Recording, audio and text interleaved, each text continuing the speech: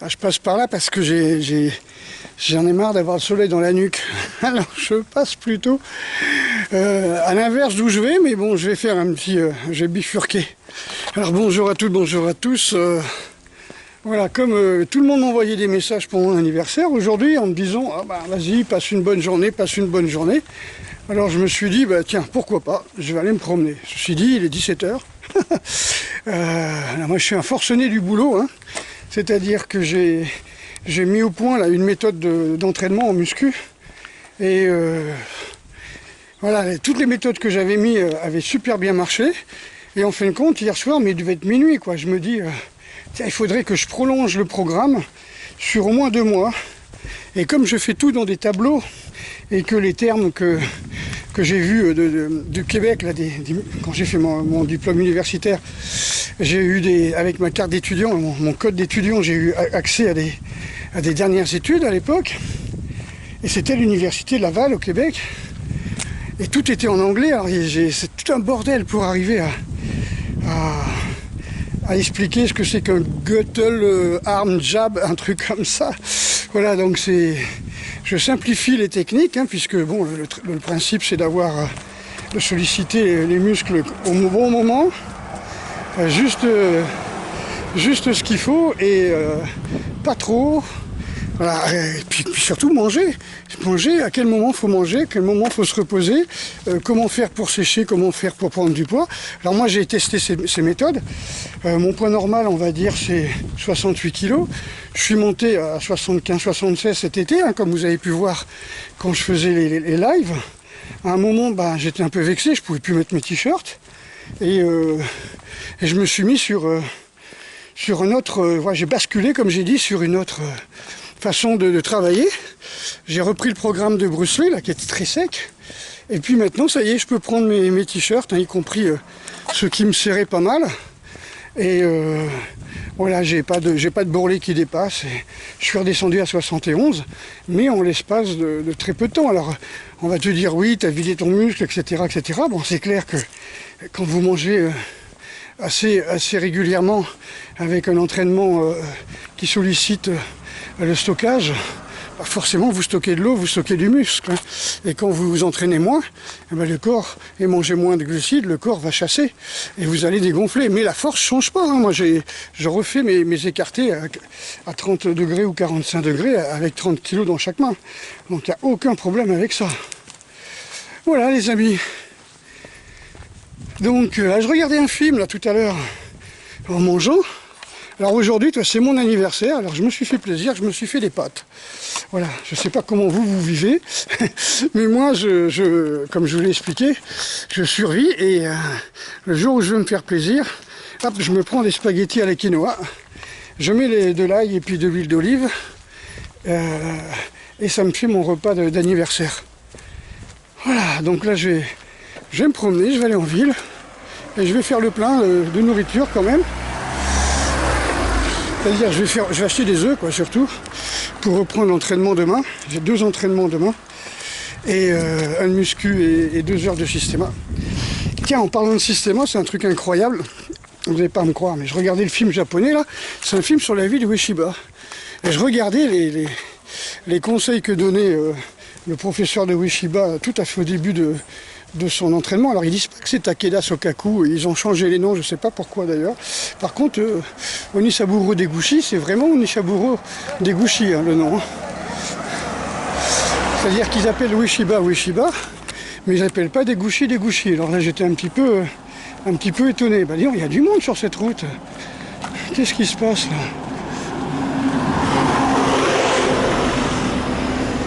Il y a des bus qui passent par là, alors je suis troué là. Donc je m'arrête pas, c'est là où je me suis fait piquer l'autre jour par des moustiques en regardant des pêches, enfin en regardant un pêcher exactement. Voilà. Oui, donc je regardais le film et puis à un moment on montre Ueshiba, je me rappelle plus, c'est dans un temple, Ryokan. Le temple du dragon, enfin j'ai lu le lidiogramme dragon, donc je pense que c'est le Ryokan Dojo, ou Ryokan le temple, hein. Et c'est, vous savez où il y a le jardin de pierre. Et en fin de compte, on voyait Ueshiba qui se rappelait les enseignements de son maître, et il dit il ne faut pas de forme, il ne faut pas de voix, c'est-à-dire ne pas parler, ne pas discuter, ne pas faire de bruit, par exemple, tu vois. Ensuite, il y avait le principe de pas de kata, pas de forme, pardon, pas de kamaenashi, il dit koenashi, kamaenashi, pas de voix, pas de forme. Il parle de pas de forme figée. Alors ça a plusieurs significations. Quand on dit pas de forme figée, évidemment, ça veut dire pas de kamae. À chaque fois, il lui dit pas de kamae, parce que si tu prends un kamae, tu peux te faire saisir les articulations, te faire bloquer. Et ensuite, il y a le fait de ne pas s'arrêter. Tu vois, de pas de kamae, ça veut dire vraiment la forme figée. Et donc on dit, si tu prends un kamae, t'es figé.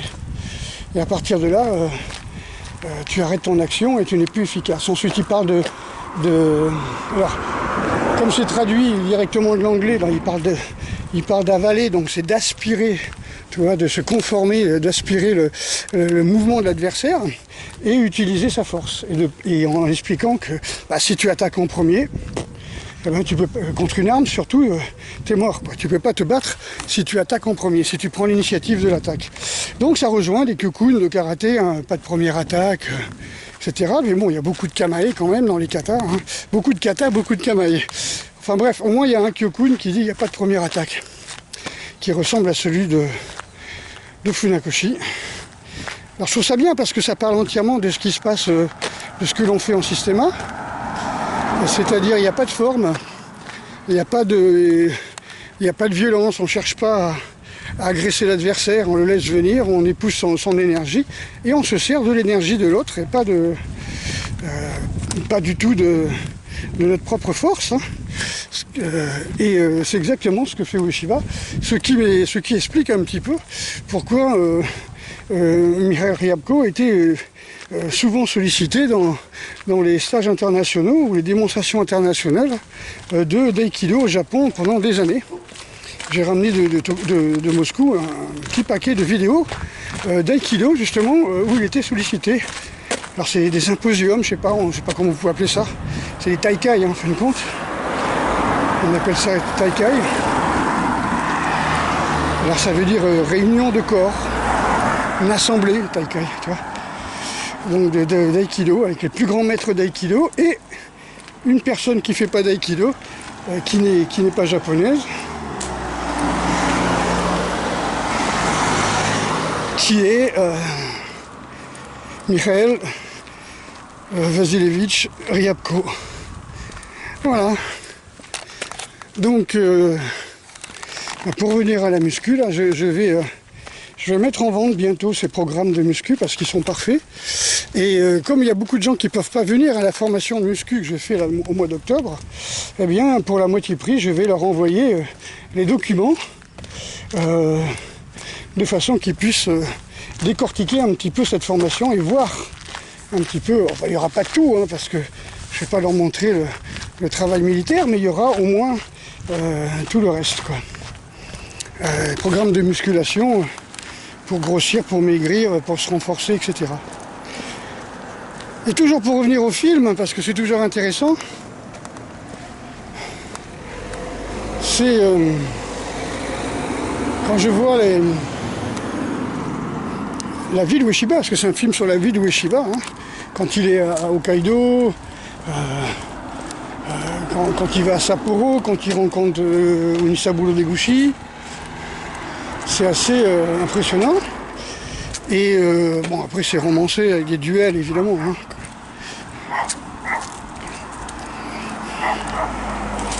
Et je m'aperçois que plus mon style devient dépouillé, plus mon style d'art martial que j'enseigne devient dépouillé, et moins il y a de monde qui cherche à venir chercher l'enseignement. Alors c'est une épuration, hein. Vous imaginez une montagne, hein, ou une pyramide si vous voulez, enfin une montagne en forme de pyramide, hein. Plus vous arrivez vers le sommet, moins il y a de place pour mettre du monde. Et voilà, c'est exactement ce qui se passe, c'est-à-dire que quand j'avais le crâne rasé, un kimono noir, je faisais des sauts périlleux, je lançais des shurikens et tout, je faisais des vidéos comme ça, on avait des stages de 20 personnes. Et puis dès le moment où je me suis mis à faire des recherches, à aller plus loin, à vouloir me dépouiller en expliquant que vous n'avez pas besoin d'échauffement, vous n'avez pas besoin de kimono, vous n'avez pas forcément besoin d'armes. L'adversaire, il faut retourner la force de l'adversaire contre lui. Il faut faire en sorte, comme dit Mikhail Ryabko, que l'adversaire se vainque lui-même. C'est-à-dire qu'il ne faut pas chercher à maîtriser l'adversaire ou le battre, il faut chercher de faire en sorte que l'adversaire se battre lui-même, se battre contre ses propres démons quelque part. Parce que si vous attaquez, c'est pour exorciser sa folie, son impuissance, son mal-être, ses doutes. Voilà quoi. C'est important quoi. 90% des gens vont faire des arts martiaux parce qu'ils ont une piètre idée d'eux-mêmes. Et ils vont faire des sports de combat en fin de compte ultra violents, des systèmes de combat ultra violents. Au lieu d'aller vers dépouillement. Voilà, c'est quelque chose qui m'a bien fait marrer parce que quand je regardais quand ils montraient les dojos, et c'est réel, hein, les dojos de Ueshiba quand il est au plus fort de sa force, en fin de compte, il te montrait qu'il y avait très très peu d'élèves. Il avait 3-4 élèves. Mais bon, il y avait un amiral et avec sa nièce, et évidemment, à partir de là, il était entre de bonnes mains. C'est ce qui lui a sauvé la vie plusieurs fois. Voilà les amis, bon là j'arrive en ville. Je vais vous souhaiter une très bonne soirée. Alors vous voyez ce qu'il y a de bien à Saintes, c'est que j'ai le choix entre prendre la route des voitures ou bien faire un détour par la campagne et être tranquille quoi. Et ça n'a pas de prix quoi. Parce qu'on est vraiment, je sais pas si vous voyez, vraiment quasiment à la campagne quoi. Là vous avez des cerfs, vous voyez, c'est fantastique quoi. Et puis si je franchis les cerfs et je vais de l'autre côté, là j'ai des orties, du plantain, du pissenlit, des prunes, des pommes, voilà. Et par milliers, hein. Et des murs. Voilà, donc merci pour ceux qui ont fait des dons. Bah, malheureusement, ça ne sera jamais assez pour faire même un mois de charge sociale avec salaire, hein, c'est pas possible. Hein. Si j'avais su, je serais resté au chômage ou je sais pas, mais là, pour avoir une retraite au moins de 500 € ou 600 €, il faut que je travaille encore 3 ou 4 ans, quoi. Donc, j'avais fait 2 vidéos, dont une qui a été virée de YouTube, hein, qui s'appelait ils vont voter des lois, ou ils vont faire voter des lois, hein, pour expliquer que si on veut que la pédoporno s'installe dès le plus jeune âge, il faut que ça soit légal. Donc faire voter des lois, vu ce qu'on a au gouvernement. Et puis de l'autre côté, c'est une qui n'a pas été acceptée. Je sais pas comment faire, peut-être je la mettrai en privé ou je la donne en cadeau pour ceux qui font des dons, qui s'appelle ils vont faire du sale. Alors là, elle est craignos celle-là. D'ailleurs, je le dis sur mes vidéos, hein, c'est un matin, je me suis levé avec cette idée dans la tête. J'ai fait des recherches sur Internet et effectivement, j'ai dit, je peux pas mettre ça sur YouTube. Donc, ça s'appelle ils vont faire du sale. Alors, je préfère le prévenir maintenant parce que ils vont faire du sale. Ils vont faire voter des lois et ils vont faire du sale. Ils vont vous inventer encore des clusters et vous obliger le personnel soignant à se faire injecter un truc que l'on sait être du poison, causant énormément de dégâts. Mais bon, c'est une arme bactériologique, d'après ce que j'ai compris, qui a été, comment on appelle ça, commandée par le Pentagone. C'est ça? Je sais pas. Bon allez, avec les copains pigeons, on vous souhaite une très bonne soirée. Et regardez, un groupe de vaccinés. Oh, comme ils sont beaux. Oh, 5e dose. 5e dose. Ah non, ils ont peur hein, quand même. Hein. Ils sont moins cons. Allez, bonne soirée.